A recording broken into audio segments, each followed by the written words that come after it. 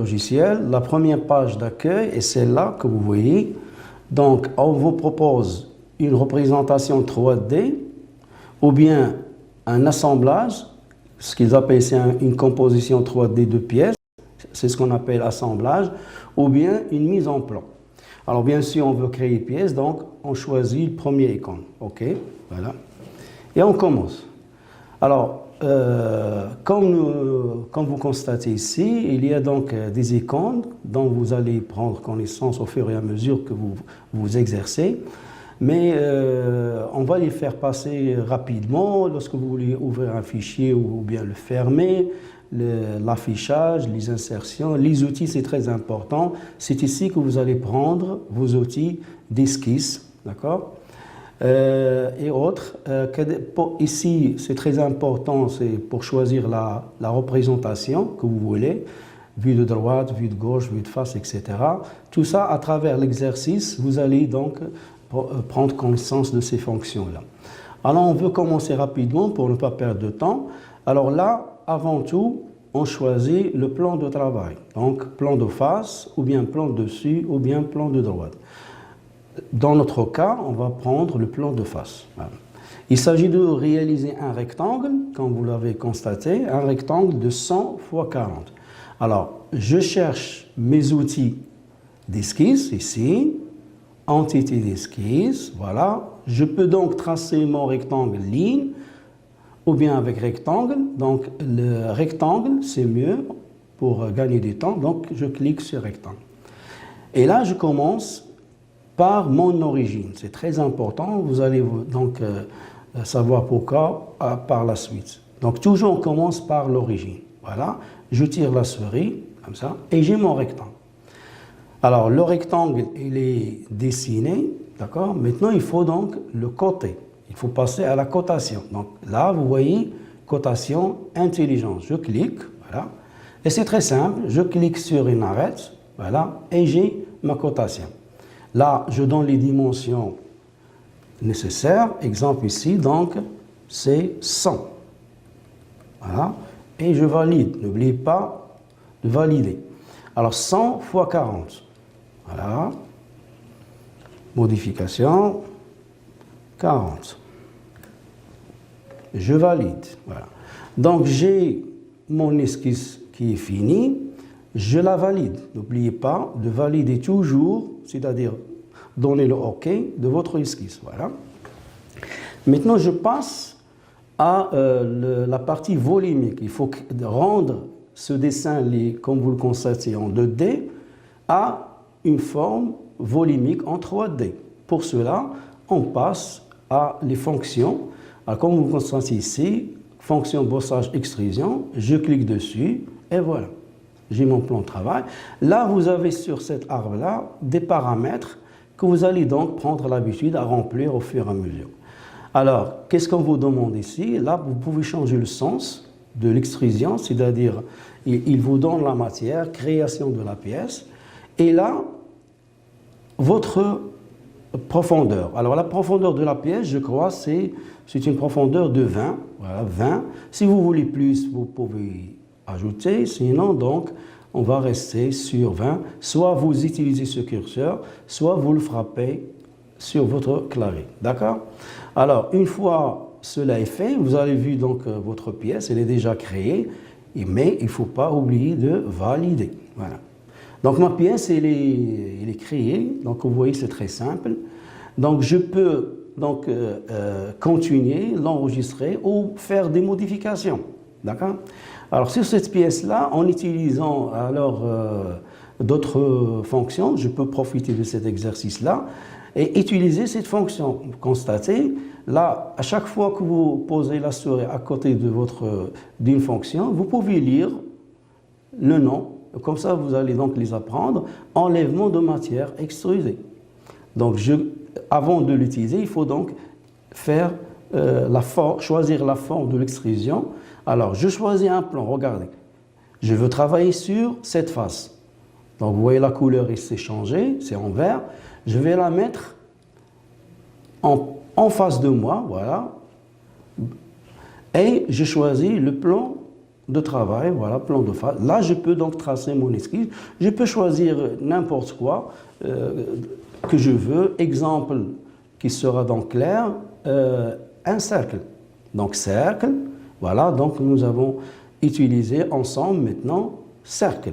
Je choisis un cercle au hasard, rien que pour vous montrer, par exemple, voilà, d'accord? Et je passe directement à la fonction enlèvement de matière, voilà. Je peux retourner la pièce comme ça pour voir, d'accord? Ou bien vous pouvez avoir l'habitude de toujours, voilà, revenir en isométrique comme ça, ouais. Donc il est bien positionné, on peut voir notre travail d'une façon plus claire.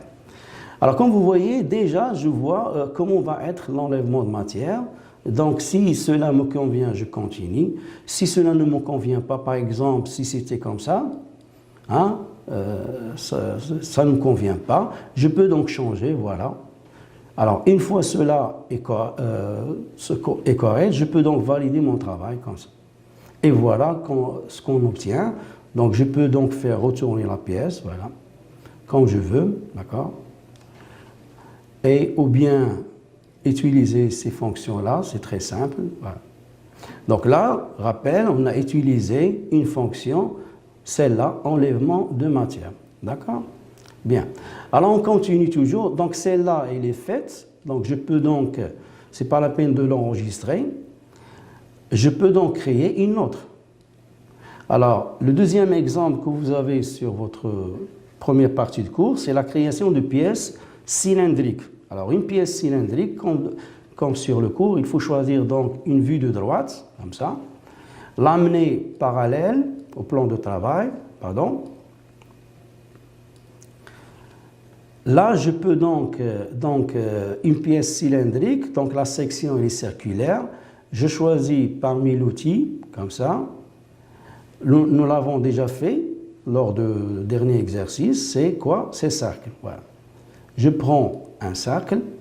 Voilà. Sur votre cours, c'est un cercle de diamètre 80. Il faut coter. Voilà. Cotation. 80.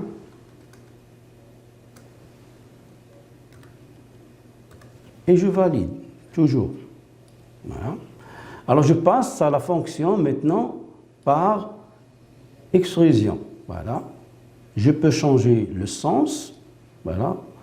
Et je donne la longueur que je veux. Nous avons un diamètre de 80 fois 120. C'est votre cours. Voilà. Et je valide. C'est très important. Voilà. Ainsi, j'ai ma pièce, comme vous le voyez là. Je peux donc zoomer au mieux. Qu'est-ce que j'ai dit? Zoomer au mieux. Là, c'est écrit. Regarde. Lorsque vous posez la souris, vous pouvez lire hein, zoom au mieux. D'accord? Et voilà. Sinon, je peux donc profiter pour vous habituer. Essayez de faire comme ça pour la première fois. D'accord? Donc voilà la deuxième pièce. Sur le cours, on vous a parlé de deux méthodes. Donc ça, c'est une méthode. On a utilisé la fonction par extrusion. Et maintenant, on va utiliser une autre méthode avec la fonction révolution, celle-là.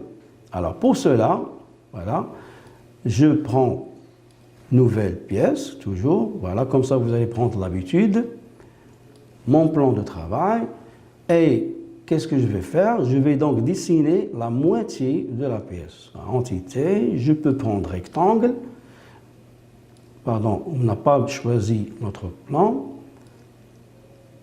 rectangle, voilà, et voilà. Je donne des dimensions, c'est-à-dire la cotation. Alors là, c'était donc 120.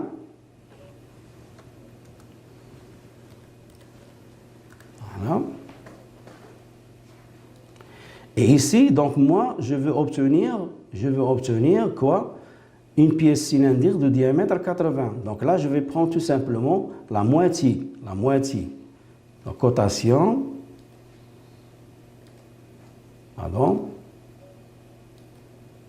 Alors, la moitié de 80, c'est bien sûr 40. Et voilà. Je choisis 40. Et je valide. Maintenant, je choisis une ligne de construction, regardez, ça c'est très important. Vous allez utiliser cette méthode pour plusieurs pièces, elle est très intéressante. Je choisis mon plan, là, regardez, et je clique. Maintenant, je cherche ma fonction, c'est celle-là, bossage avec révolution, voilà. Et là, vous regardez, le logiciel, il l'a déjà rendu pleine parce que, suivant ces paramètres, je peux les changer si je veux. C'est-à-dire, regardez, je peux donc, si je veux avoir une pièce qui n'est pas pleine 100%, je peux faire comme ça, regardez, les 3/4, voilà. Je peux donc faire tourner ma pièce, voilà. Je peux la valider si je veux, comme ça. Zoom au mieux. Et voilà. Donc, comme vous voyez ici, hein, voilà. Donc, je peux la laisser comme ça, ou bien continuer. D'accord? Voilà. Alors, ça, c'était la deuxième méthode. D'accord? Après, donc, on peut donc voir le troisième exercice que vous avez, c'est la réalisation d'une sphère. Donc, maintenant, on va donc réaliser une sphère. Alors, je choisis une nouvelle pièce, mon plan de travail, le cercle, alors, voilà, un cercle, 2 diamètre 80, la cotation, voilà, un diamètre de 80. Je crois que vous avez pris l'habitude maintenant. Voilà. Maintenant, regardez, je prends la moitié, comme ça. Voilà. Et je vais donc éliminer la moitié. Regardez, outil d'esquisse, ajuster. Là, c'est très important ce réglage-là. Donc, vous allez au fur et à mesure en prendre connaissance, chacun pour un cas bien déterminé. Là, on va prendre ajuster au plus proche. Et voilà qu'est-ce qui se passe. On a enlevé la moitié. Je valide et je continue. Donc, je veux la rendre volumique, comme ça. Voilà. Pardon. C'est pas, vous voyez, lorsqu'on se trompe de fonction, c'est pas grave. J'élimine, je reviens. C'est pas la bonne fonction, c'est celle-là. Hein, voilà. Alors là, c'est l'axe de milieu. Il faut choisir l'axe de milieu. C'est bien celui-là. Et voilà, c'est fait. Vous avez votre sphère obtenue. Donc, essayez de refaire cet exercice. Il est très important. Dernier exercice que vous avez sur votre cours, c'est de réaliser un cône. Toujours. Vous voyez, je répète la même chose pour vous habituer. Sinon, vous pouvez donc continuer directement. Donc là, vous avez besoin d'un triangle. Je choisis mon triangle. Voilà. Comme ça. Comme ça, voilà. La forme, elle est là. Maintenant, il faut donc prendre la cotation. Vous avez un triangle de, vous avez ici 100, donc la cotation, elle est là. Voilà. Combien? 100. Je valide. Et 100 pour un diamètre de 40. Voilà. Cotation. 40. Et je valide. Voilà. Et maintenant, qu'est-ce qu'on va faire? Quelle fonction on va utiliser? Eh bien sûr, on va utiliser cette fonction, encore une fois. Voilà. Comment je vais faire? Je vais choisir mon axe de révolution. C'est bien celui-là. Et vous avez directement votre cône. Et voilà. D'accord?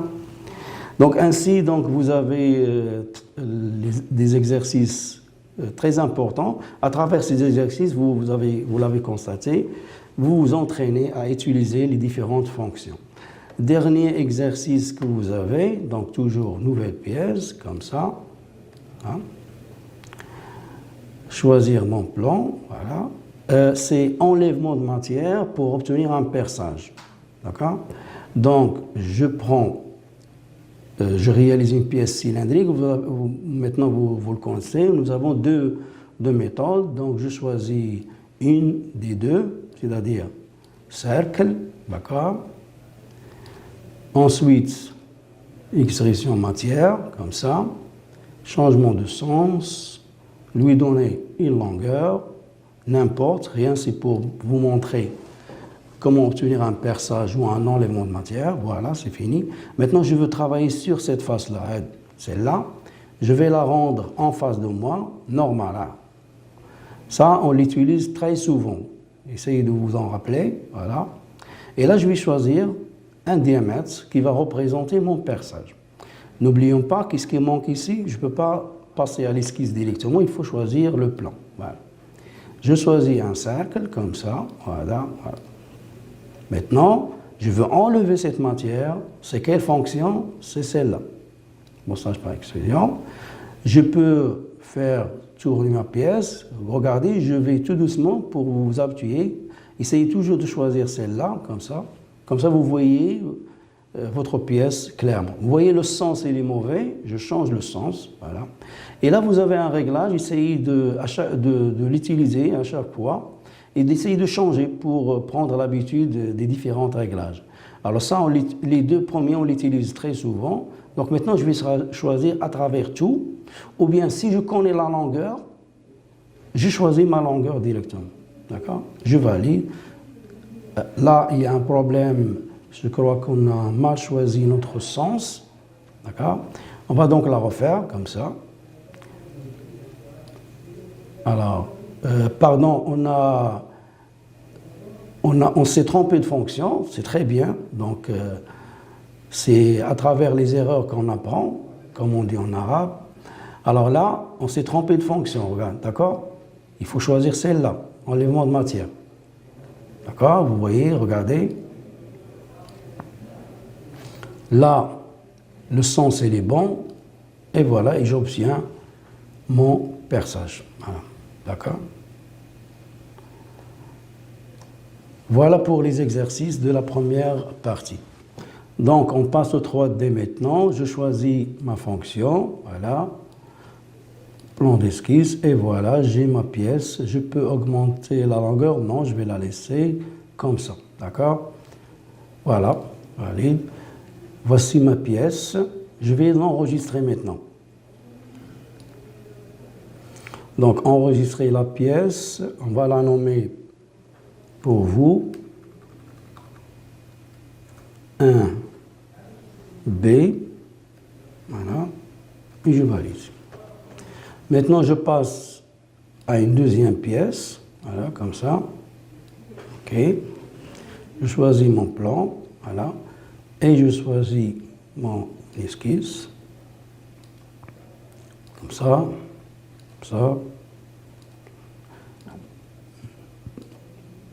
Je rappelle, les dimensions, c'est après. Donc, voici la forme. Maintenant, cotation. Nous avons ici, nous avons choisi 80. Alors, 80. Je valide. Et là, c'est très petit. Donc, ici, attention. Là, je crois qu'on doit avoir 20. Voilà. La même chose ici, 20.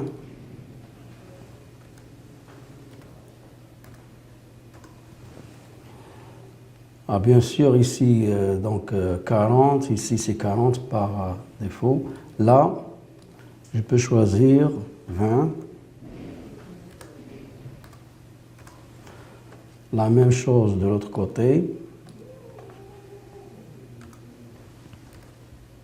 20. Voilà. Et voici donc ma pièce. Je passe à 3D. Voilà, comme ça. Je change le sens et je choisis une profondeur de 40. Ça m'arrange. Voilà. C'est bon, voici donc ma pièce. Je peux la faire basculer quand je veux. Alors, toujours, il faut enregistrer. Vous allez prendre l'habitude maintenant, je n'ai pas parlé de l'enregistrement depuis le début, c'est pour faire passer les exercices rapidement. Il faut toujours prendre l'habitude, pour ne pas perdre le travail, de faire l'enregistrement au début. Donc, alors j'enregistre ma pièce. Donc, c'était tout à l'heure, on a besoin de 1B, maintenant 2B. 2B, pardon. Alors, on a les deux pièces qu'on va utiliser, c'est 1B et 2B. Voilà, enregistré. Voilà. Maintenant, regardez, on a utilisé cette partie-là. C'est-à-dire pour créer une pièce, je clique ici. Maintenant, pour créer un assemblage, je clique ici. Voilà, OK. Là, il me demande de choisir la pièce, la première qui sera fixe. Toujours dans l'assemblage, on commence par la pièce qui est fixe. Il ne bouge pas. Je fais parcourir. Voilà. Quelle est ma première pièce? C'est la pièce 1B. Voilà. Il me donne un affichage, un aperçu pour vérifier. Parce que je peux me tromper, je peux choisir une autre pièce. Donc là, c'est la bonne que je veux. Je fais ouvrir. Je zoome in. Voilà. Je vois ma pièce. Comme je vous ai dit tout à l'heure, toujours choisir cette option-là, comme ça, pour voir la pièce correctement. Maintenant, je choisis donc insérer la deuxième pièce, insérer pièce composant, toujours regarder parcourir, et je cherche ma pièce que j'ai nommée tout à l'heure 2B. Voilà, l'affichage me permet de faire un petit contrôle, c'est bien ma pièce, je la demande. Voilà. D'accord? Alors, une fois choisi mes pièces, là, je dois donner des contraintes, c'est-à-dire des conditions. Comment je veux que ce soit cet assemblage. Alors, c'est très simple. On va à insertion et là, regardez, contraintes. Je vous ai choisi cet exemple qui est très simple, qui se compose de deux pièces, rien que pour voir l'essentiel. D'accord? Alors, dans cette partie-là, donc, j'ai mes deux pièces, ils sont choisis dans ma zone. Là, il faut choisir les contraintes. À chaque fois, pour chaque exercice, vous allez choisir la contrainte qui convient. Donc, il faut faire beaucoup d'exercices pour prendre connaissance de toutes ces contraintes. La plus utilisée, c'est les deux premiers. Hein, coïncidence, parallèle. Alors, on choisit coïncidence, voilà. Et je choisis la face. Cette pièce, je veux que cette pièce entre ici. Donc, je choisis cette face-là. Je veux que lorsqu'il y a assemblage ou contact, cette face vient en face avec cette face-là. Alors, je fais tourner ma pièce, celle-là, jusqu'à ce que je vois la surface que je veux, celle-là. Je clique dessus et voilà. Donc, la pièce est prête, ce n'est pas encore fini, regardez, pas encore fini. Là, je veux quoi? Je veux que cette face vienne en contact avec celle-là. Alors, je viens choisir celle-là. J'ai toujours ma fonction. Si je l'ai perdue, je clique dessus, voilà. Et je clique sur la deuxième, celle-là. Voilà, et je valide. Alors, il ne l'a pas pris en compte, on va refaire. D'accord? Je choisis ma contrainte. Alors, on a dit cette face-là. Voilà, il est en vert. D'accord? Avec quoi? Avec l'autre face ici. Je fais tourner ma pièce, voilà, pour mieux voir. J'enlève ça et je fais ça. Voilà. Il vient se positionner, je valide. Je demande une position meilleure, comme ça, voilà. Et là, regardez, j'ai bien mon assemblage. Donc, je peux continuer dans les contraintes pour donner les mouvements aux pièces que je veux.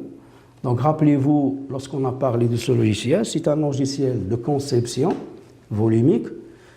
Ah, d'accord? Donc, on a bien conçu des pièces volumiques et c'est un logiciel d'assemblage. Donc, on a fait un petit assemblage. Et je peux simuler, soi-disant maintenant, cette pièce-là, il doit être mobile. Donc, je vois bien qu'il est bien mobile. D'accord? Voilà, à travers ces petits exercices, j'espère que vous allez donc apprendre les premières bases pour travailler sur SolidWorks. Il y a beaucoup de choses à faire, des choses très intéressantes que vous pouvez faire. Donc, je vous invite à vous entraîner, d'accord? Toujours commencer par quelque chose de simple, comme ces pièces-là, avant de passer aux pièces plus complexes, c'est-à-dire qui contiennent beaucoup de travail. Voilà, bonne continuation.